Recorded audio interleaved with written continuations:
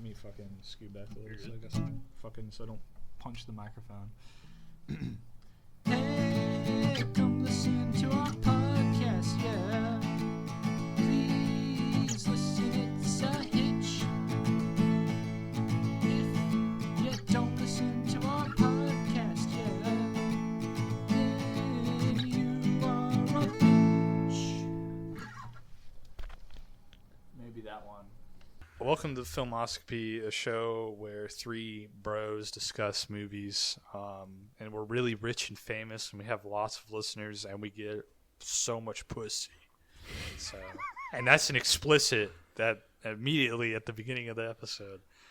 We don't like monogamy. That's the lifestyle of the rich and the famous right there. Yeah, exactly. We're Always like, complaining. Yeah, about movies and stuff. That's just how it works.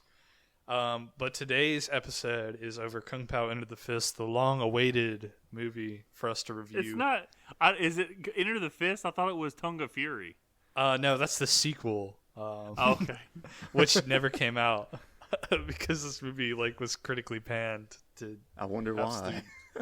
Yeah, I mean, I feel like this movie sets out what it's trying to do, but you really have to let this movie kind of have its way with you. you kind of have to. Oh, it did. Yeah, Don't worry, Owen. You have to go into this with this movie is built for somebody with a certain mind. Yeah, it's for people who got that dog in them. Look, I'm gonna go ahead and get this confession out of the way, okay? I have felt guilty over the years because I feel like, for the most part, I am the dumb one of my friends. You can ask Alex, you can ask Jacob, you can ask Cody, you can ask Justin back in the day when he used to hang out. You can ask Owen. I feel like anytime I'm around them, they just come down to my level of stupidity. And it's my fault that they act kind of challenged in public when I act challenged in public.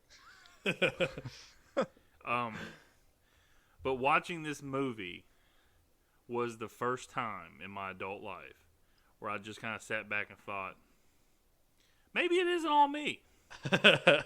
maybe it's them too. Yeah. So I've spent most of the majority of my adult life apologizing to all my friends' girlfriends for letting them know how stupid their boyfriends were. But in reality, it wasn't my fault. No. I didn't influence them. I unlocked it. Yeah, Well, I think that's what it is. This is Owen's. He also did pick Second fucking movie. Freddie got fingered. Sorry, Cody. Say that again. I said you got to think Owen also did pick Freddie Got Fingered when we did that. Yeah, so. No, I think definitely. This movie is somewhat comparable to that. No, buddy. They're on the same wavelength. Okay. Yeah. I don't know. I think it's just like. I honestly wholeheartedly think that this movie is a lot funnier than Freddie Got Fingered. I agree. Yeah.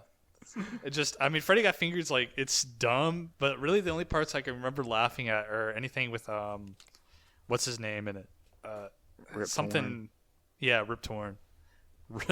That's such a funny name to me. What do you want to name your kid?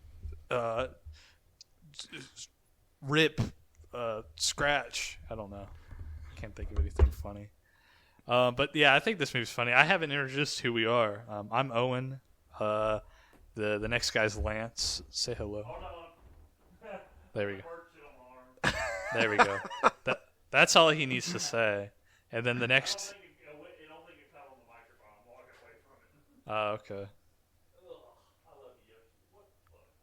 Dude, you had to take a shit. So next guy is Cody. Hello. I also have a bit of a confession. I didn't watch the last few minutes of this movie. Okay. Because I passed out.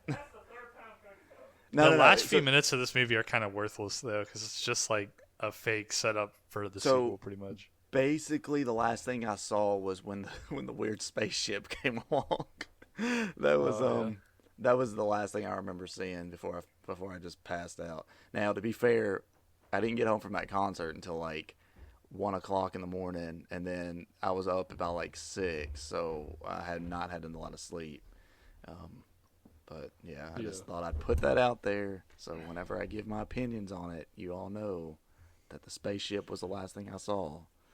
Yeah, yeah. I fell asleep to it because I watched it. So today's Saturday, and I watched it Friday night, and I got like halfway through, and I fell asleep. So I had to watch the rest this morning. But yeah, I mean, I think this movie's really funny. So let me get into like the director and stuff like that real quick. So this was directed by Steve Odekirk. He's the guy who he directed. I think he directed. What's that movie called with? Damn it! Let me just open up his. Ace Ventura: When Nature Calls. He directed that. Yeah, he directed Ace Ventura: When Nature Calls. The two I know he did Jimmy Neutron, Boy Genius, and he was involved in making the. Yeah, he also helped, I think, produce the TV show and stuff. Cool. Yeah, he was a writer for. Well, he didn't direct it; he just wrote it. My bad. But he was the director and writer for Barnyard, if you know what Barnyard is. Yeah, I know what Barnyard is. Okay. And I think he was involved in both the TV shows for those. Yeah, he was executive producer and writer for Back at the Barnyard. And for Jimmy Neutron, Boy Genius, the TV show, he was the executive producer and writer. And I do not remember anything about Barnyard. I can picture the cow in my head, like the main character, but I cannot remember a single damn thing about that movie or the show. And I watched both when I was a kid. Barnyard, like I watched it recently, and it's the dumbest fucking movie I think I've ever seen. Like that movie actually, it's a guilty pleasure for me because like I grew up watching the show and the movie. Mm-hmm. So, you know, there's like an aspect to it where I really just enjoy it for like childhood's sake. But I mean, if I were to see it today, like with no baggage, it was probably like one of the worst movies I'd ever fucking seen. It's so stupid. Which a lot of people I think could say about this movie, Kung Pao.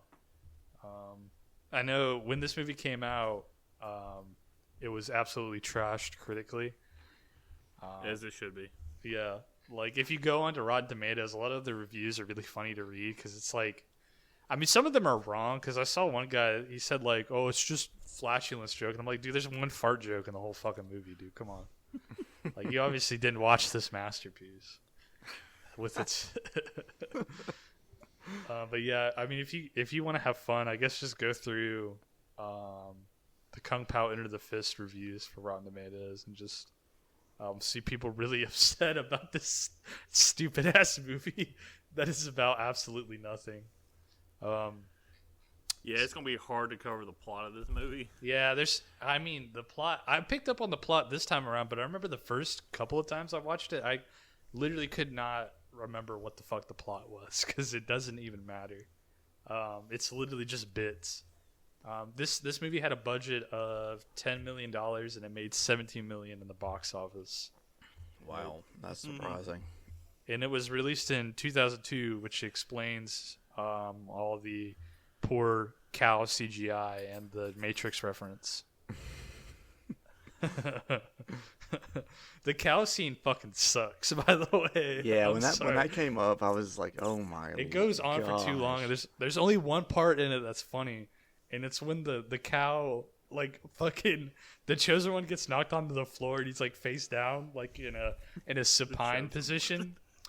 Or he's in a prone position, excuse me. And the cow just starts fucking shooting him with the milk on the back of his fucking head. And then it cuts to the cow's ugly-ass face and he, like, cuts a grin.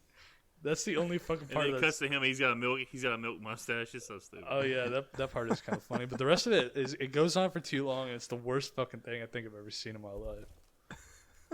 Oh, it's pretty rough. Well, how about look, the baby at the beginning, fighting all the guys back. Most of the beginning I don't like. I only like when they get to the part where they're using the original movie, which was Tiger and Crane Fists, which was a 1970s like Hong Kong martial arts movie, which is what this movie's a whole spoof of. I will say about the baby. When the dad answers the door, he's like, can I help you? And he just gets killed.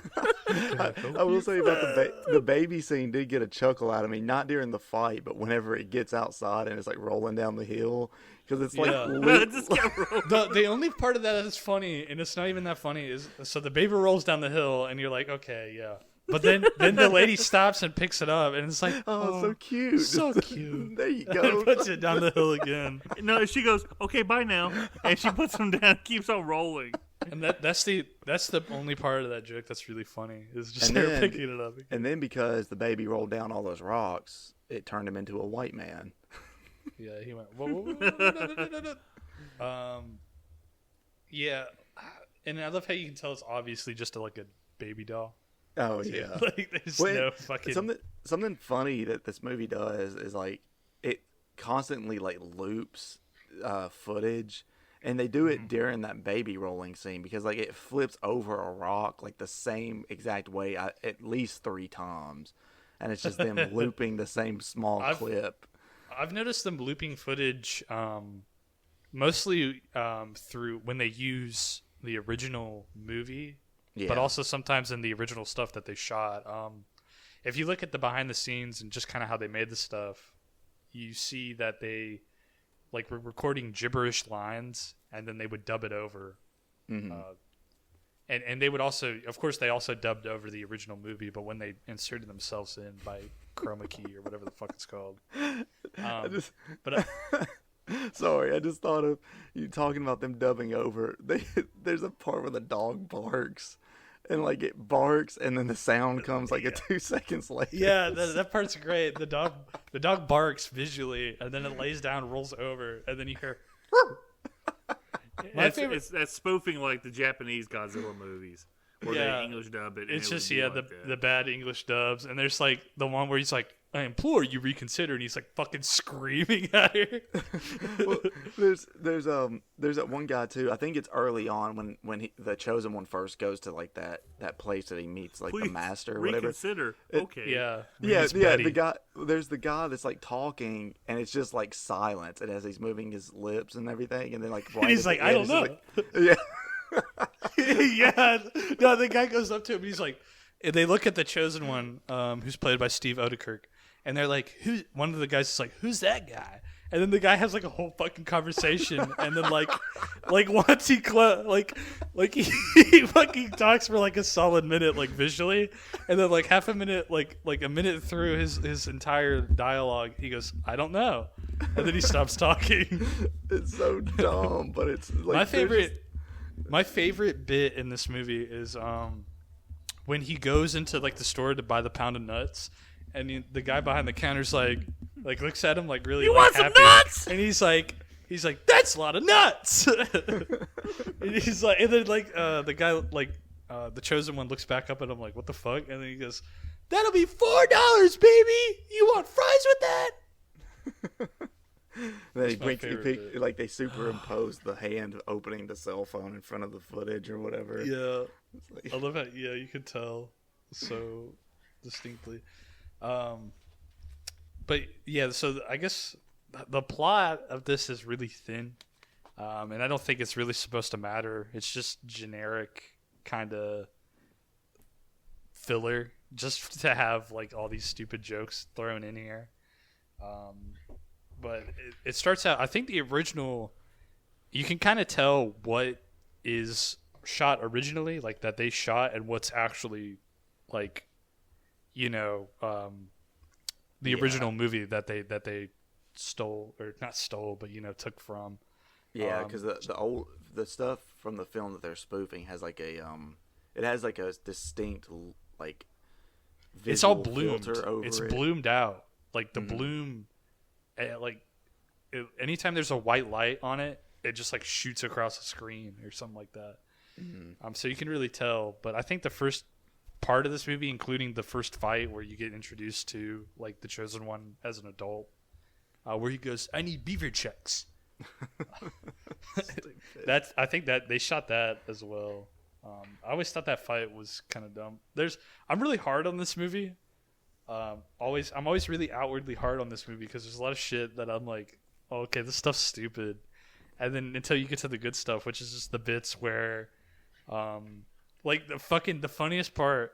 One of the funniest parts I can think of is when I forget who the master's name is. Not Betty, but the other guy. Yeah, who does the good master. I don't remember his name either. But I love it when his buddy dies and he's like on the fucking, or no, he's wounded and he has all the bandages on him and he's like, there's one funny part where he goes through the whole thing. He's like, the chosen one needs to live. He has to defeat the masters to save the world. Do you understand? And then the old guy's like, no, I don't understand. And then is that the same scene where he's like massaging his chest or whatever? Yeah, and that's from the he's original like, too. Like that happens in the original movie, which is really funny. I was thinking about that. I was like, in what context is this taking place in the original movie? Because it looks so silly. Yeah, that's the thing I think about a lot of these old Hong Kong action movies is a lot of times they're kind of funny in and of themselves, you know? Like, so there's not really a whole lot that you have to do to set up like a scene that's kind of goofy, which I feel like is probably what they did. They probably just like sat in front of like watched the movie and just like riffed on it. But yeah, that scene's really funny where it's like, no, this works for both of us. Yeah, I have a wound there. No. But it's this moment, man. Like some of the lines, like everybody's dialogue is pretty stupid except for Betty. His dialogue is like the funniest. I think his laughing is hilarious. Like it's just I love it. I love it when the woman of the movie and he are like standing in front of each other, and they just do their thing. Like the girl's going wee wee, and he's going I like him faster. Yeah, I like the line when the master goes to fight him, and then like right before he's going to be killed, they're like, he's too weak to fight, and they're leaving, and he's like, "I'll see you later, Sally," and he's like, "It's Betty." You son of a dog. It's so stupid. Hey, every time somebody rips his shirt, he's like, "Shirt ripper." Shirt ripper. Yeah, that happens in the original movie for some reason. I don't know why. They always do. They do like that thing where I guess it's supposed to be like the little punch or peck, and then they rip their clothes off, which is played into with what they reshot, because I think the chosen one rips that guy's clothes up and do like a bikini. Mm-hmm. That's the funniest part when people I think aren't expecting it, because like I don't know, most of the movie's kind of dumb, and then you get to that part where the guy talks like the big fucking dude with like the bald head that he rips his clothes off. And then he opens his mouth and he's like, "What are you doing here?" Or something like that. I don't know. The entire dubbing is just hilarious. I think it's all Steve Odekirk, the guy who made it. I think it's all just his voice. The only character I think who isn't voiced by him is the chick with the one boob. No, yeah, she's a legit actress in the movie. Yeah. She's like legit, like what they put in, like him. It's her and the boombox guy. Yeah. That you see, and they're like the only two people that are acting in the movie with him. Like everything else is just complete like CGI green screen. Yeah. They show it at the end of the movie, like a few examples of the scenes where they added stuff in, added him in, who he took the spot of. So yeah, it is. When you think about it, to me, what gets me about this movie is that it's crazy that this even had like movie studio funding? Execs be like, you know what? Yes, we will fund this, and you can put this in theaters. Yeah, well, it was the early 2000s, right? I mean, like, fucking Scary Movie did well, and they had a bunch of sequels. Like, there was all sorts of stupid movies back then. But like, I feel like when I was watching it, the two movies that came to mind, that in comparison to this, which one of them is Freddy Got Fingered, which I think is a worse movie. And the other one is Austin Powers, but Austin Powers is obviously a significantly better movie. Definitely. But it just has that same like kind of random dumb humor about it. It's just the humor more often than not in this film didn't land for me. There's a lot of parts that go on for too long. I think when it does hit though, it's so fucking good that it kind of makes up for it, because I don't know. I watch so many movies that don't like make me laugh, like comedies. But there's just bits in this where it's like, okay, that's really funny though. I think because it's so. Because really, it's just that one guy. I know there's a whole team behind it, you know, and there's like a. But it really feels like it's just the director's kind of jokes, you know? Yeah. And I feel like just having that kind of like personal kind of joke telling, I don't know, it lands for me, I guess, is what I'm trying to say. That, and I really like dubbing over like original dialogue. It's just really funny to me no matter what. So I'll say this. I think what he did to this movie is better than what George Lucas did to Star Wars movies when he went for the special edition. what if George Lucas did like fucking like chroma keyed his head over like Luke Skywalker's? Speaking of Star Wars, I know this is off topic, but you know we always got to talk about Star Wars on this podcast. This is our movie news of the episode. Did you two hear what the 3 new Star Wars movies are that they announced? They ain't Ryan Johnson movies. Yeah, what are they? So there's my understanding is one of them is a Mandalorian film that's basically like going to be the conclusion of the story. Because I guess season 3 is gonna be the last season, and then they're gonna put out a movie. There's going to be a sequel to episode 9, but it's not going to have anything to do with Skywalker and all that. It's going to be Rey a few years later trying to reestablish the Jedi Order. And then there's a prequel film that's supposed to take place at the earliest point in the timeline, even before the Old Republic, called The First Jedi, that they compared it to films such as The Ten Commandments. And it's basically the story of how the first Jedi came to be. And reading about it, I was like, man, this sounds boring as hell. Like, I don't want to watch a Star Wars movie that is like the 10 Commandments. Hey, what if they? What does it mean by that? Like, what the fuck do they mean by that? Like, sort of that like that kind of like it's an epic, like a biblical epic sort of. Like the 10 Commandments is like the majority of the movie is Moses getting the Jewish slaves out of Egypt, but it kind of covers like through bits and points like the rest of his life, and that's the first 5 books of the Old Testament. That's so. Why would anybody watch that? So this is what I'm hoping they do. I'm hoping they make a movie, but they take Charlton Heston in the 10 Commandments and just like take him out of that movie and build the Jedi movie around him as Moses. Like what they did with this movie that we're talking about. When he superimposed himself on this movie, we superimposed Charlton Heston as Moses on a blank screen and write a Jedi movie around him. Oh, man. But yeah, and obviously they're still working on other movies. Those are just the 3 new ones that they announced. Like Taika Waititi's still working on his movie. Hey, Cody, are they still making the Ryan Johnson movie?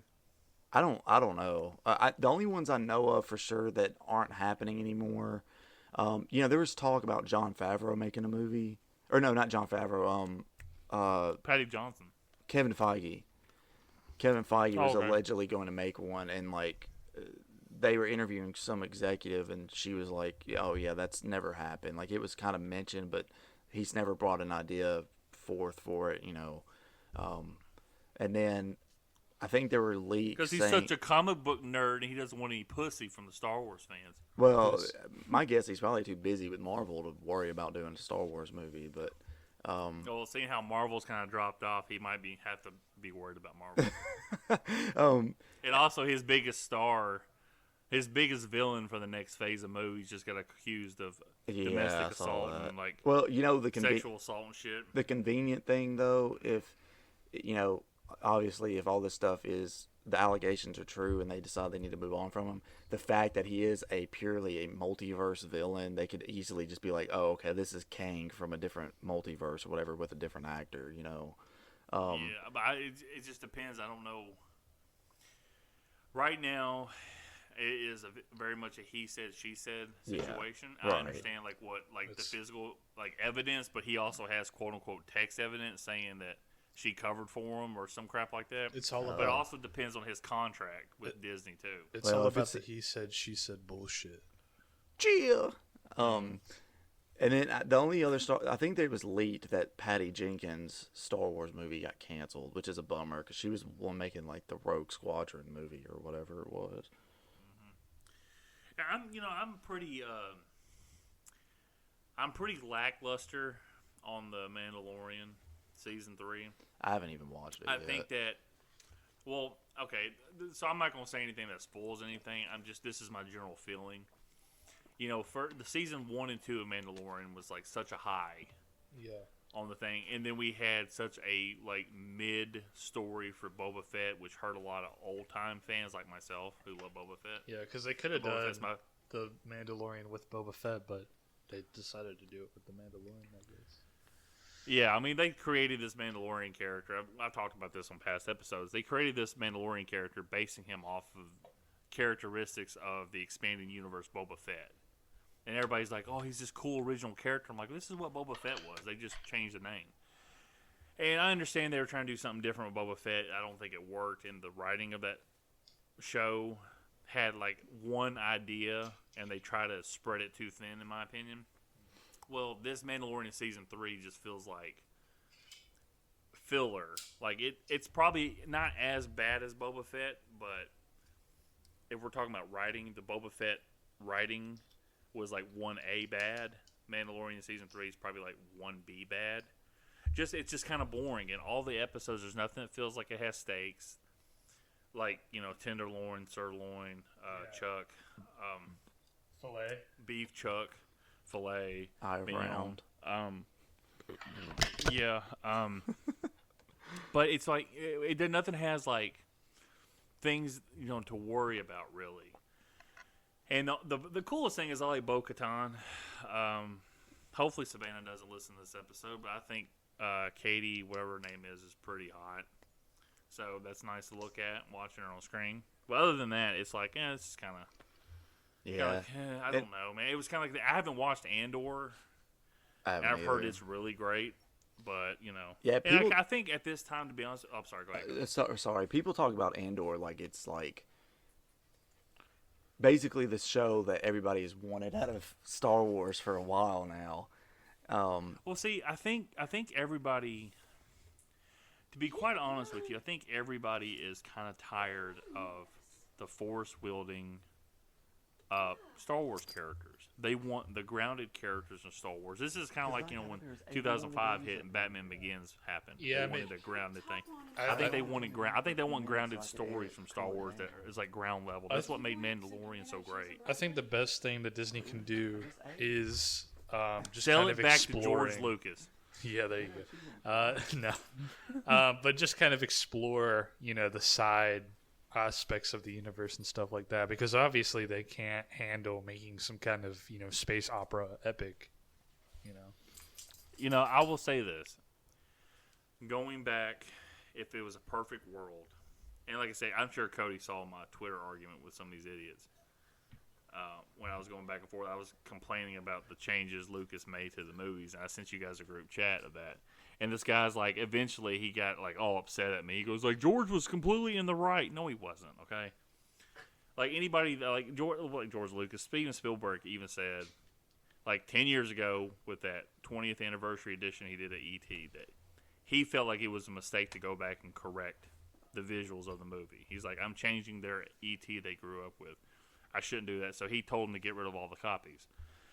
And George just keeps adding to his movies because he couldn't write a prequel that fit into his originals. So in hindsight, I just wish that, you know, Lucas had done the original and then done a sequel trilogy. Disney could have done a really good prequel trilogy, because looking at Rogue One, I think Rogue One's it fits perfectly right into Episode 4, the original, you know, movie. They could have done a good prequel. George can't, obviously, but everybody wanted to see George's sequels, even though he said. Here's the thing about George Lucas: everybody acts like he had that grand plan for all these movies. He fucking changed his mind every day. He didn't have a grand plan. You know, he sits there and says, "There's no movie past 6. That's the end of the story." But yet, 20 years before that, he had an outline for 7, 8, and 9.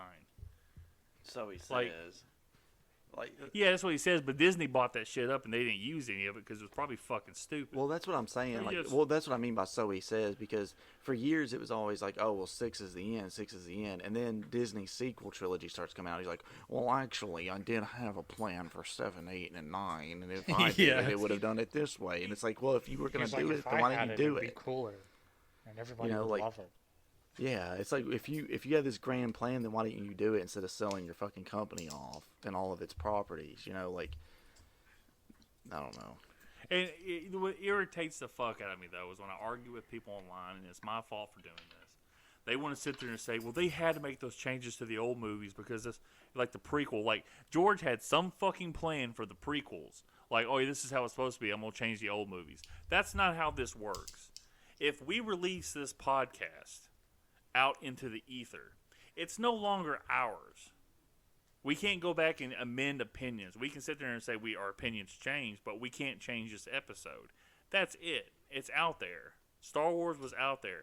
If you're going to write a prequel, and this goes for anybody writing a prequel, write a prequel that fits into the fucking movie and quit expanding it. Like I said, you watch the movies like episodes 1, 2, and 3. If you were like a kid watching those movies, then you go back and watch the original trilogy. The original trilogy is fucking boring because it doesn't look that wide open. Like, he should have made Star Wars episodes 1, 2, and 3 a lot smaller. You know what I'm saying? Not as this big, like, bombastic world. Because even the the sequels are not as big as the prequels are. It feels like a smaller universe in a way. But, you know, that's just the whole fucking... I think everybody likes the grounded Star Wars stories, the more realism to it. Like, okay, they're living... Like, the Andor show, from what I've been told, obviously. I love Rogue One, anyway. Well, But Obi-Wan could have been good because everybody likes Ewan McGregor, but it See, I sucked there's ass. that. Obi-Wan was fine. I think people were a little too hard on it.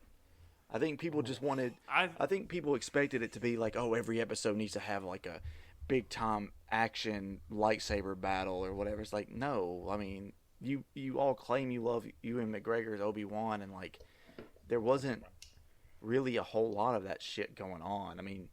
You gotta think, you got a 2-hour movie and you get like 1 or 2 lightsaber battles. So why would you have a fucking lightsaber battle in within every 40-minute episode that you're getting? You know, it doesn't make any sense. Well, what's funny about that show is the guy who wrote the Obi-Wan Kenobi movie they were going to do said that they took his script and he could see elements of his script from that movie in like the first 2 or 3 episodes of the Obi-Wan show. And then they just kind of riffed on the rest of it to make it into like 6 episodes or 8 episodes, whatever it was. Yeah.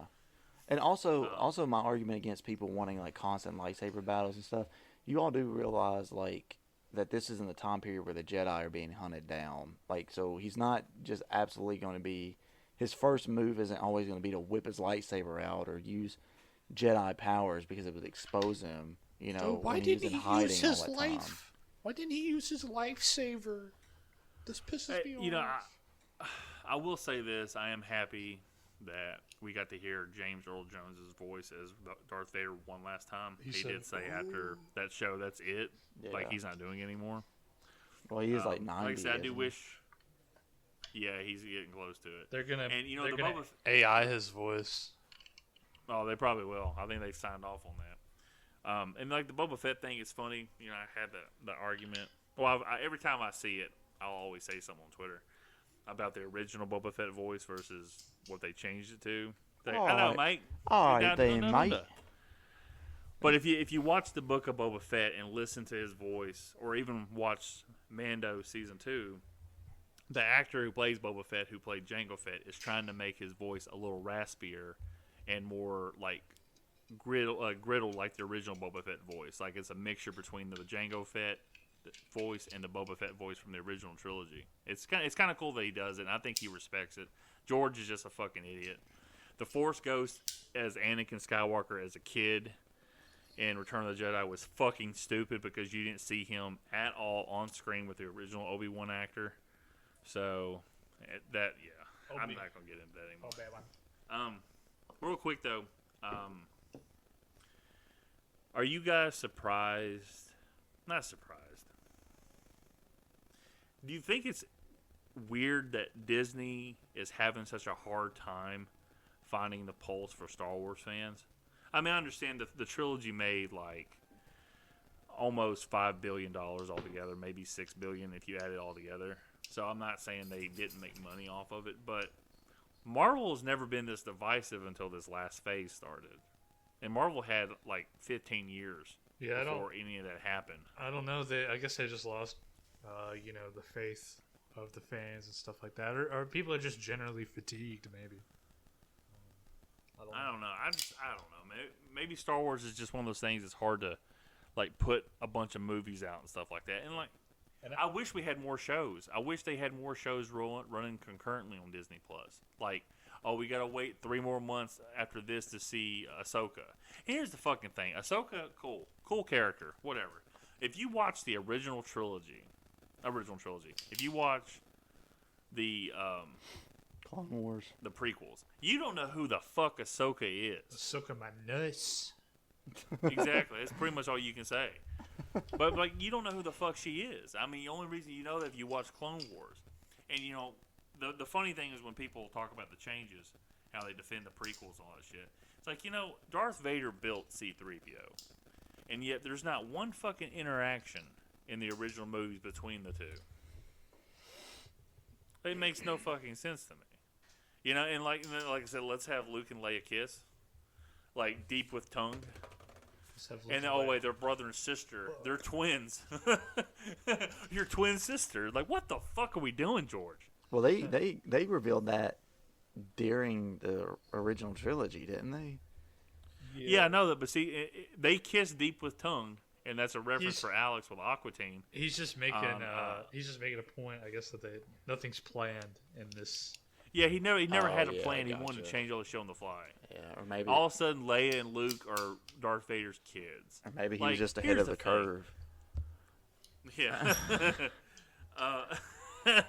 Like, what if? Let me ask you this: like, when he lands, and I already knew the twist. Darth Vader's Luke's dad. So when I'm watching the original movie, and Vader's like, "I felt something I haven't felt since," and then he walks off on the Death Star.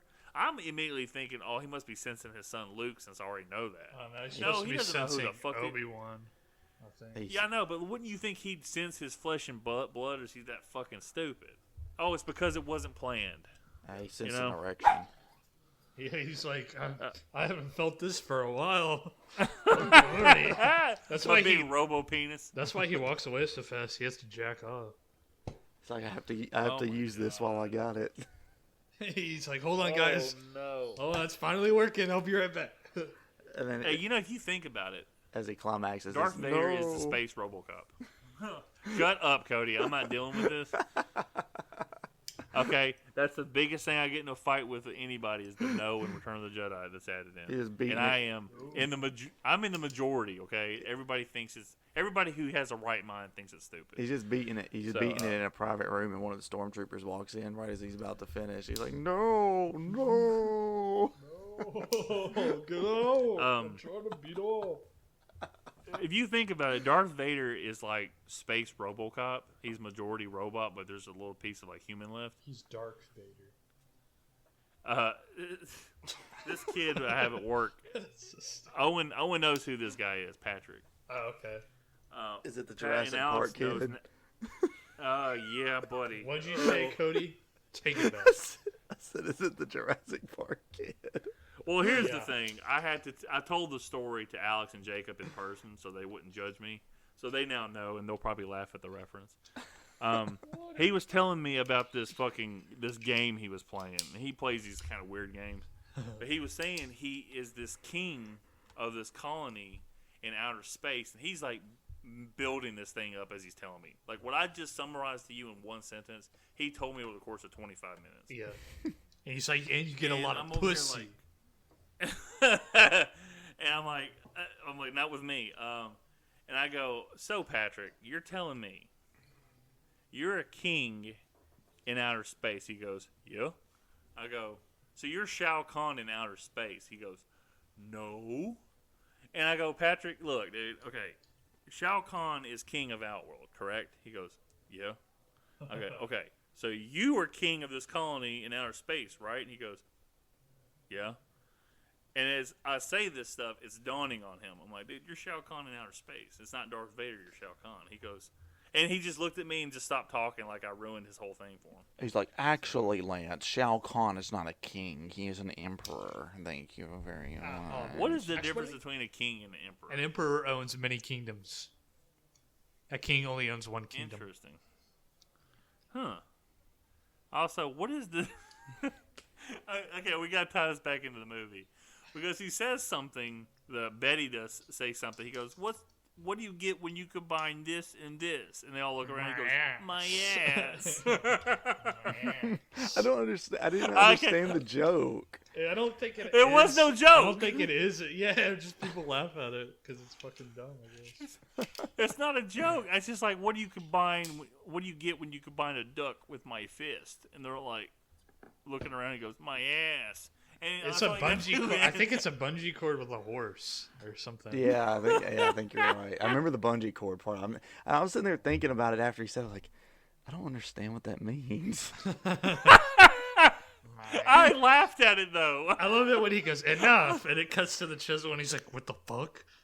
If this movie was made, like, just, like, 10 years later, it would have been something like These Nuts or something instead of My Ass. Nuts. Oh, yeah, 100%. Oh, I ain't gonna lie to you. Mr. Like, some of that stupid shit I laughed at, though. Mr. And I immediately Sugandese. yelled out.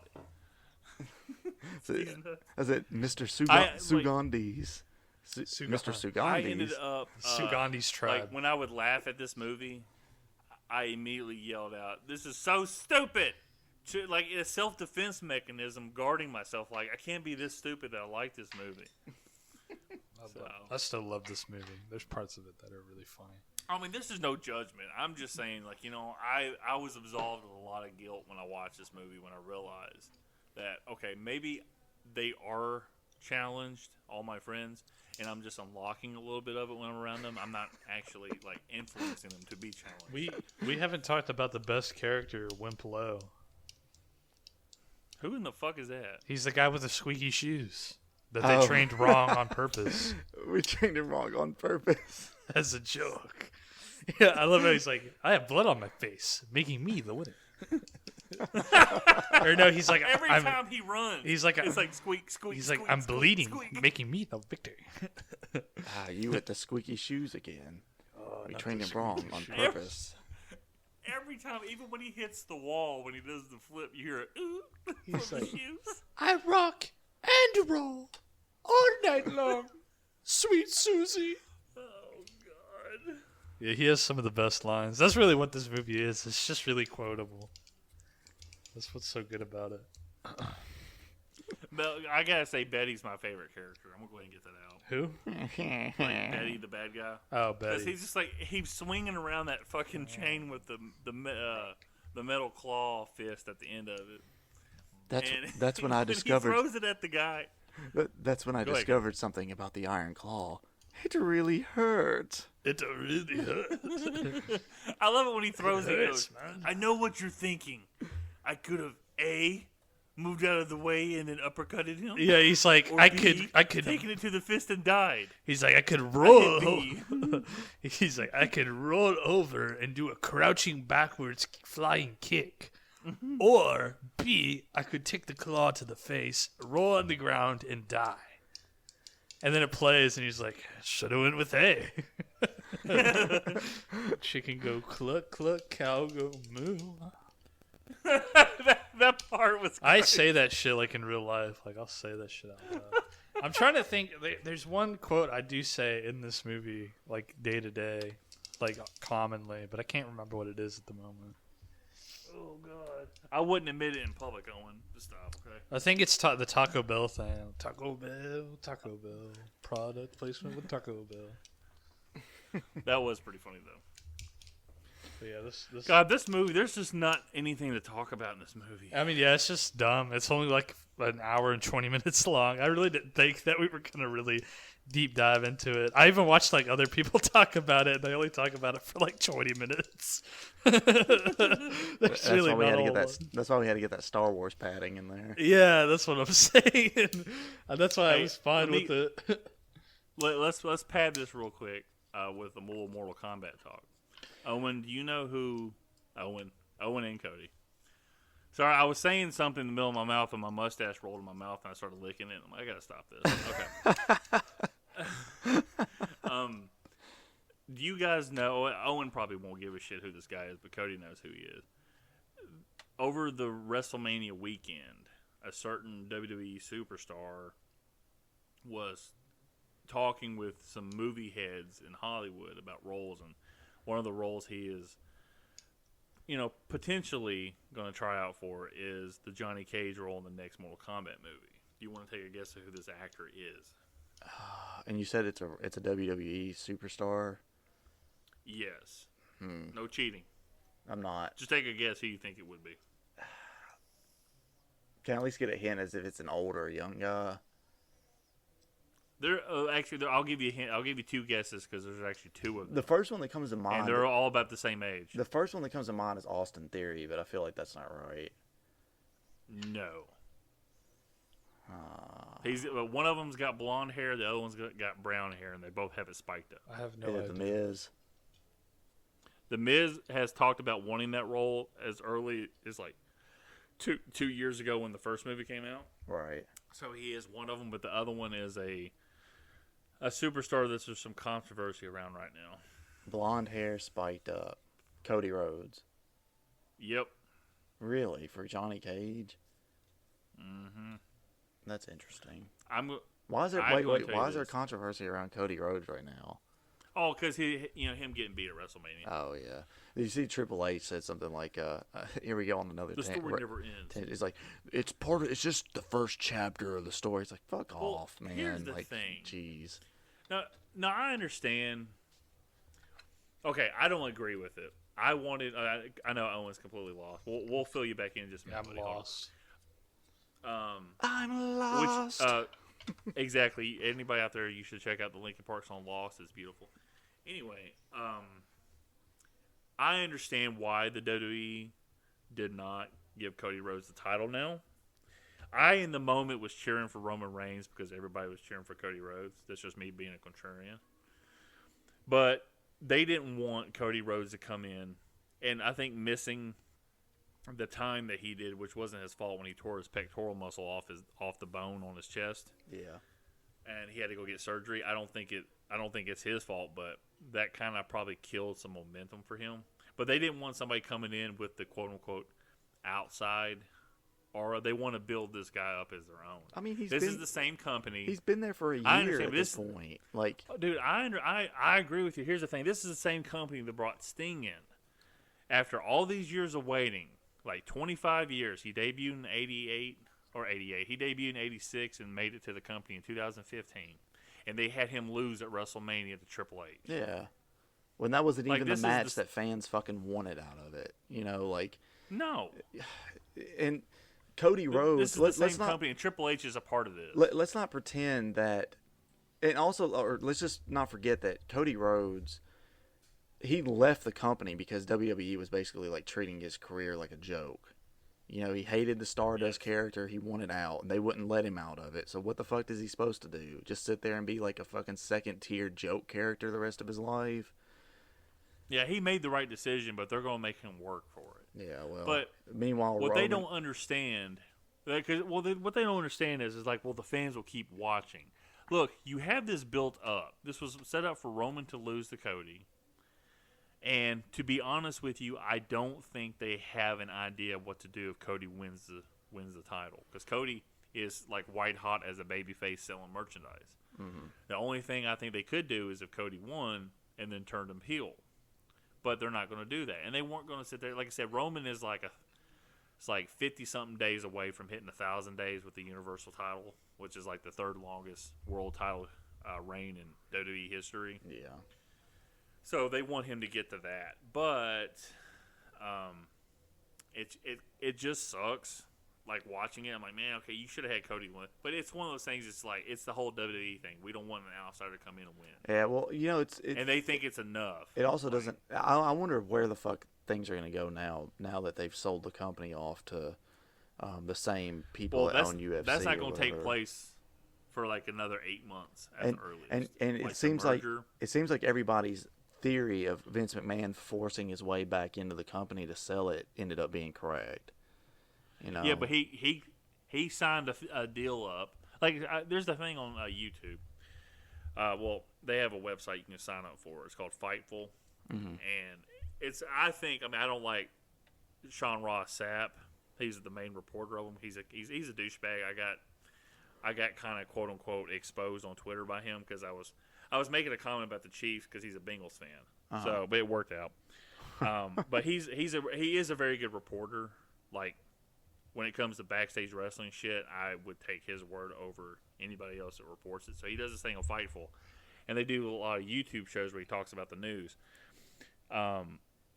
What the fuck were we talking about? I just got lost after I said Chiefs. The Vince McMahon selling off the Oh yeah. company Well, thing. and the main guy who owns Fightful is a guy named Jimmy. I don't know his last name. Hart. But no, hey baby, let me tell you something. Vince is great. He like 3 people got that who listens to this.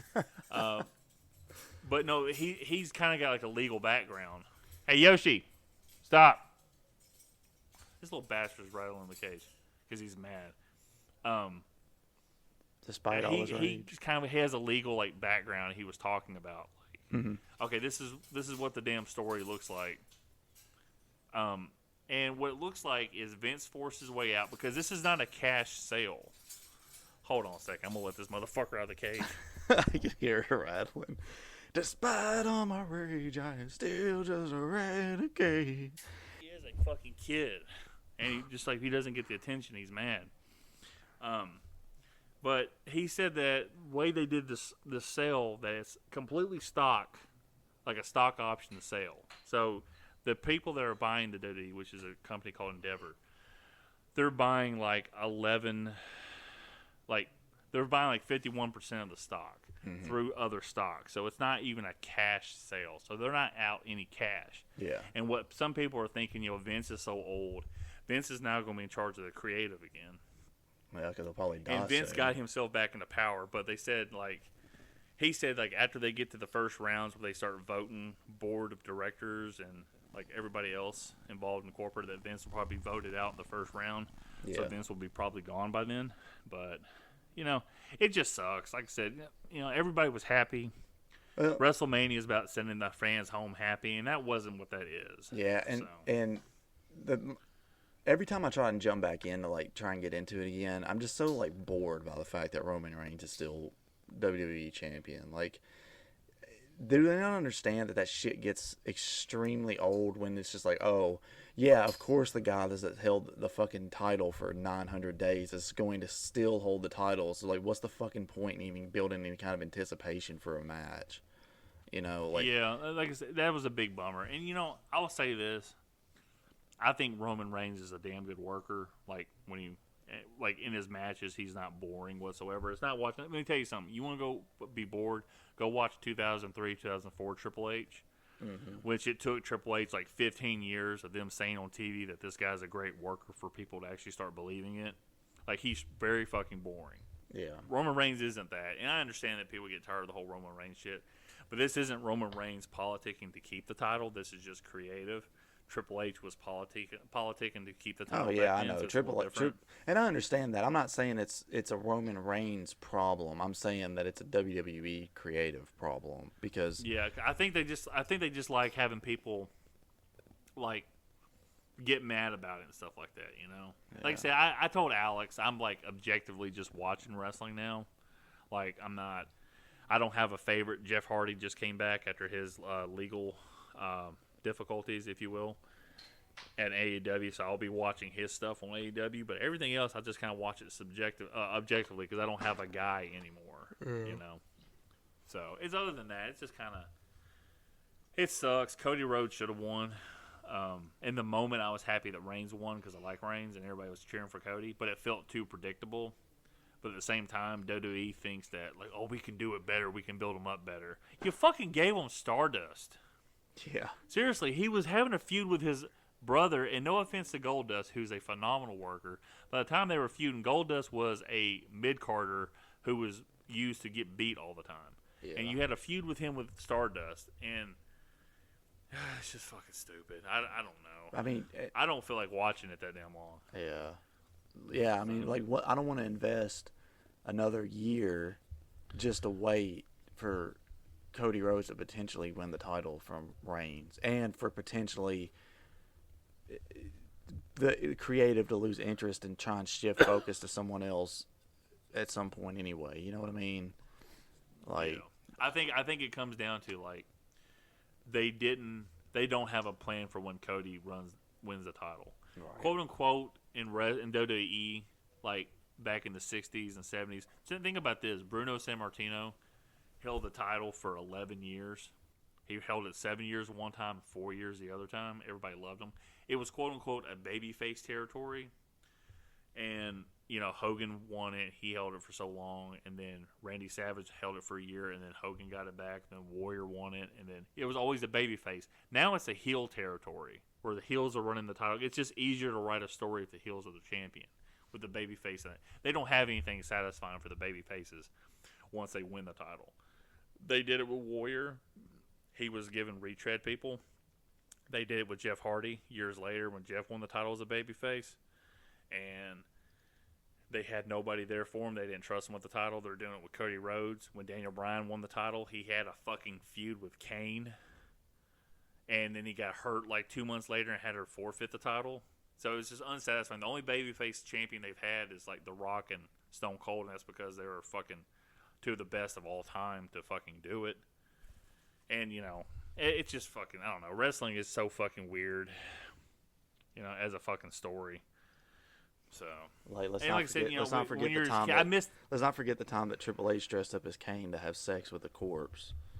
So, Yeah, that was pretty fucking. And they're like, this is TV. Like, look, guys, it's just fucking stupid, okay? Do you want to watch this movie? Or have somebody rip your toenails out? What would you do? I mean, I think this movie is not a good movie. It's fine. Like, it's not good, but it's dude, it's not even fine. Cody, shut the fuck up, dude. Look, I understand if you don't want your toenails ripped out. No. It's not that. Like, it's enjoyable to watch. It is not a good film. It's a terrible film. I mean, it's an awful movie, but it's so bad it's good, kind of. Yeah, exactly. It's one of those types of movies. Well, here's the thing. I think here's the beautiful part about it, and I gave it a hard time. This movie, like Owen said earlier, did what it was supposed to do. The director wasn't trying to do anything funny. He thought it would be funny if he spliced two Hong Kong kung fu movies together and overdubbed them with his voice being stupid, and then put himself in the movie. And that's exactly what he did. This movie was just fun. He got fucking 20th Century Fox to cut him an $11 million check to do this. This is the type of stuff that, like, nowadays, like, YouTubers would do, you know. So it's just, I guess, a product of its time, And like I said, I had moments where I laughed. Like, I thought Betty had the best scenes in this movie. It's just, you girls are done kissing. I'd like to fight, or some stupid shit. And every time I'd laugh, I was afraid Savannah would hear me laugh, and I go, "This is so stupid." Like, it was just a defense mechanism. It's just so stupid. I enjoyed this movie, to be quite honest with you. I enjoyed Freddy Got Fingered. I thought that movie was the dumbest shit ever, and I laughed my ass off on it. So I can't even sit there and be like, you know what?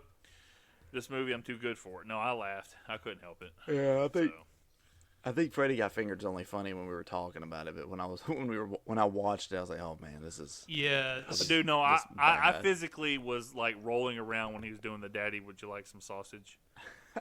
I think there's funny bits to Freddy Got Fingered, but I think it's a lot more funnier in a group context. But this one's actually like has legitimately funny bits in it, and it's even better with other people. So this movie, I think, would be, if we ever got together, I think this movie would be a fun movie to do a commentary on.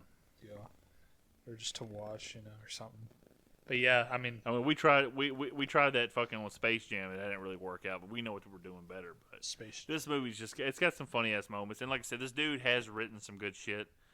Before he was a consultant on the first Ace Ventura movie, he helped write and produce, or he was the director and helped write Ace Ventura Part 2, which I enjoyed a lot. And, he's done a few other things, but he said in an interview, or I guess maybe a Reddit, Ask Me Anything, in like 2022 that he was trying to get a sequel made, and it was going to be kind of like spoofing the spaghetti westerns, and that Fox wasn't doing it. He's been saying he's trying to get like a sequel made or something because people have been asking him about it. And yeah, it's supposed to be like a spaghetti western. I don't know how I feel about that. I don't know. I feel like you're not going to be able to do as funny like bits. No one's going to fund it, okay? Yeah. I don't know. I mean, it has. No one's going to fund it. This movie has like a cult status now, so I mean, I don't know. Somebody might, but I don't know. Okay, the last scene when it's doing on the next movie part, and it has that army of people running down the hill at him, and he just starts counting. Yeah. He should have done like he should do like a samurai movie or some shit like as the sequel, if you ask me. But that's just me. He should do a fucking Godzilla movie. Yeah. Like, I mean, just splice like one or two of those Godzilla movies together and put himself in it. I think it'd be fucking great. Man, I just looked up the director. He wrote Bruce Almighty. Yeah. Like, I love that movie. Oh, I forgot about that. Yeah. Yeah, I mean he's kind of I mean in the 2000s he was a pretty big name kind of in comedy and stuff. You know, it's one of those things. A broken clock is right twice a day. So maybe this guy just had a couple of hits and the rest of her. Well, life. I love Jimmy Neutron. I think Jimmy Neutron fucking rocks too. Like the show and the movie. Yeah, the show's he fucking also- hilarious. He also wrote and produced Patch Adams. He wrote The Nutty Professor. Man, he actually has. Oh, I forgot about the Nutty Professor. He actually has some like good movies, and then like it's like half of his filmography is like, man, this is actually like good stuff, and the other half is like, oh man, this is like yeah, dog then you crap. have shit like Cowboys and Aliens as he's like Oh, did the that story movie for that. sucks. Ugh. Hey, I enjoyed that movie. Okay, I don't know if it's proper anymore to say this, Yeah. but there's a line in that movie I crack up at, and it's when Harrison Ford's character, who's like this rich cowboy, is working with the Native Americans, trying to teach them to use their weapons to shoot at the aliens. And Harrison Ford's like, look, you can't just go hooting and hollering and throwing spears at everybody. And I just fucking laughed at that line. I'm just like, I don't know if I'm supposed to laugh. That's at that, so to be honest with you. 2011. Like, if that had come out, Oh, it is, if that had come man. out like 4 years later, like people would have been asking for like the director's head. They'd be asking for Harrison Ford's head. Yeah, that too. I Why heard was they're he gonna the have him executive? reuse that line in the Thunderbolts, which is when he's gonna play Thunderbolt. what now? I said I heard they're gonna have him reuse that line in the Thunderbolts, the Marvel movie. He's gonna do that. What if he's just like, He's gonna say that. in you can't Indiana go around Jones. hooting and hollering and throwing lightning bolts at everybody. He's gonna say that in the new Indiana Jones movie. Hey, I'm actually looking forward to the Indiana Jones movie. After he He's gonna trips be over like, a small rock and breaks his hip. Yeah, he's gonna. You know that scene in like Raiders, or not Raiders? It's in Temple of Doom where he grabs his hat before the door closes. But this time it's gonna be his diaper, his adult diaper. Oh, Jesus Christ. That is funny. Oh my God! Do we got anything else to say about this movie? I think we hit the hour mark. It's probably gonna be like a 45-minute episode. Yeah, I think I talked about the sequel, so I wanted to say that. Yeah, I guess. And we gotta say this. He did give proper credit to the two movies, and they showed a few scenes with the original actor. Yeah. that he was. Yeah, the film's Taking dedicated. the place of in CGI. Yeah, the film's dedicated to the original actor. Jimmy Wang Yu is the original main character from the first movie. I always forget what the fuck the movie's called. Tiger and Crane Fists. Yeah, that's what it's called. Yeah, I think he and the director and the guy who did all this, I think he is like, and I know he's having fun with it, but at his core, I think he's a fan of these movies. Yeah. And he did this out of he probably got stoned one day and thought this would be a good idea and got somebody to agree with him. Yeah. But, I did enjoy this movie. I know I was kind of hard on it. This movie is the definition of the word challenged. And if you watch this, you'll understand. Like, I could see somebody who was indulging in drugs would enjoy this movie a lot more just because everything's just so stupid. But it is a fun movie. If you smoke a weed. And I can't believe I'm going to say it. I mean, I was leaning no, but I'm going to go ahead and say it's worth a one watch. Yeah, I reckon. I think if you think we're funny, then you'd like this. So. Well, okay, let's not downgrade it that much. I don't think a lot of people think we're funny. So, it's interesting the concept to do this, though. I ain't gonna lie to you. I would also recommend it. I think, like I said, it's not a good movie. Like Owen said, it's so bad it's good sort of film. It does have its moments, and it is enjoyable enough to watch. Like watching it, I was never like, oh my gosh, when is this gonna be over? You know. Except when the cow scene happens. And, that scene was horrible. But. Some of the fight scenes are kind of go on for a little too long. It's like, okay, we get it. It's baby got back, but they're fighting. Okay, I loved every scene the jukebox turned on. I ain't gonna lie to you. Yeah, I do like seeing the guy in the background dance with all the serious characters. That's kind of funny, but I don't know. Owen, did you watch the entire thing like through the end credits? I've watched it before, but I actually didn't watch it this time. I know there's a there's a Marvel. They show the guy just like dancing. Yeah, you know, and there's a Marvel post credit scene where the old master guy's like, could somebody get this bird off of me or whatever? It's a hawk eating his leg. Yeah. But it's really funny. There, like when it shows the guy, like all the green screen stuff, like when the old man's talking in front of Betty, and then he starts coughing. They green screened a fake butterfly to go in his throat. Oh yeah, it's like a little. Sort of coughing. Yeah, it's like a fly, and he's like, twice in one day. What's the odds? Man, what are the odds? So fucking stupid, man. I need beaver chucks. Oh, hey, when he says, "Oh my God," he has a squirrel to protect him. He goes, "Now my end of the bargain." He puts like a bunch of peanuts on it, and the squirrel walks off. Yeah. What does he say when when the aliens show up? And Cody didn't see this part. When the aliens show up, Owen, and he goes, "They're French," and then Betty goes, "Stinky pits and everything," or some stupid He's like, shit. "Yeah, with stinky pizza and everything." Yeah, that's what he says. I don't know why that laughed. The Simba part's really stupid. Dude, I'm coming around on that one. I think that one bit with the cow kind of makes the whole scene worth it, where he's just shooting the fucking milk on his head. I swear to God. Like, the more you talk about this movie, you talk yourself into it. So it's worth a watch, people. Yeah, I like this movie. You already know. All right, you already know what it is. I recommend this motherfucker. So watch this. Yeah, same here. We all recommend it. So, Owen, Cody, what's your next movie, bud? So my next movie is going to be Pearl. Little Pussy Pearl. The film starring Mia Goth. Which, speaking of Mia Goth, real quick, did you all see that Disney had that announcement where they said, "Ladies and gentlemen, we got them," and they No. I was joking about that, but there were reports basically for ever since X released last year that they had been trying to get Mia Goth for a Marvel movie, and they officially announced that she's been cast in a Marvel movie.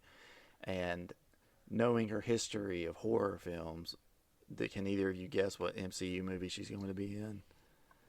Morbius Part 2. Morpheus. No.